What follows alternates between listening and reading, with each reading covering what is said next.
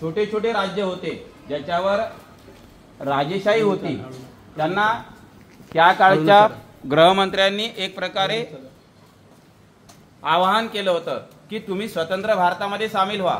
सगळे झाले, पण 3 राज्य असे होते किंवा 3 प्रदेश असे होते की त्यांनी मात्र याला नकार दिला होता. त्यामध्ये हैदराबादचं निजामाचं राज्य होतं, काश्मीरचं हरिसिंहचं राज्य होतं आणि जुनागडचं राज्य होतं.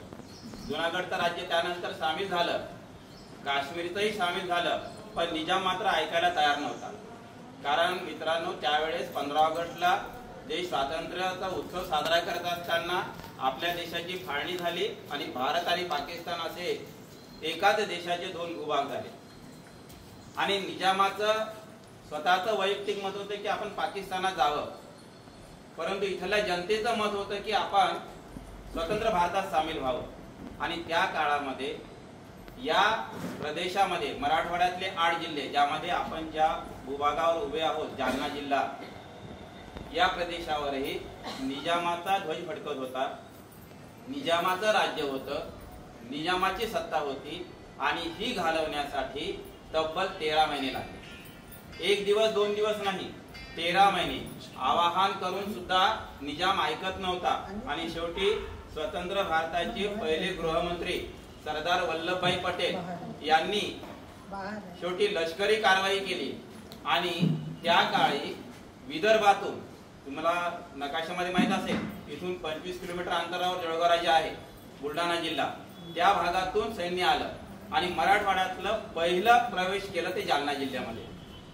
पहिला जो लोखंडी पूल होता आता पाडला, त्या पुलावरून ते सैन्य रणगाडे आले होते. आणि जवळपास 15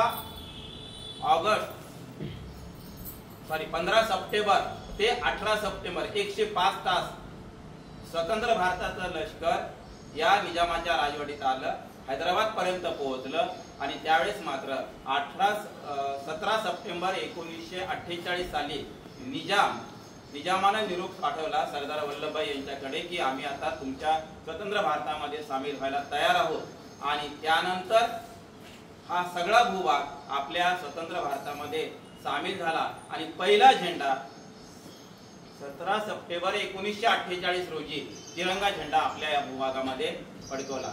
आणि हा इतिहास आहे, परंतु याची आठवण 1998 मध्ये झाली.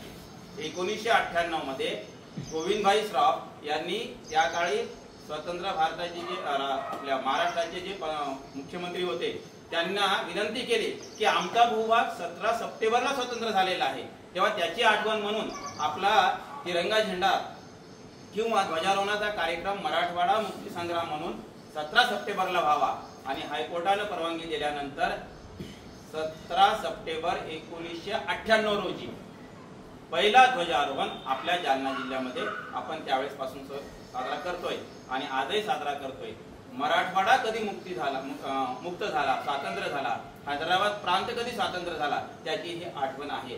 स्वातंत्र्याचा जल्लोष साजरा करताना, स्वातंत्र्याचा अभिमान बाळगताना, स्वातंत्र्याची कर्तव्य पालन करताना त्याची आठवण म्हणून हा दिवस आपण साजरा करतोय. आज या स्वातंत्र्य दिनाच्या पुन्हा एकदा शुभेच्छा देऊन माझं मनोगत थांबतो.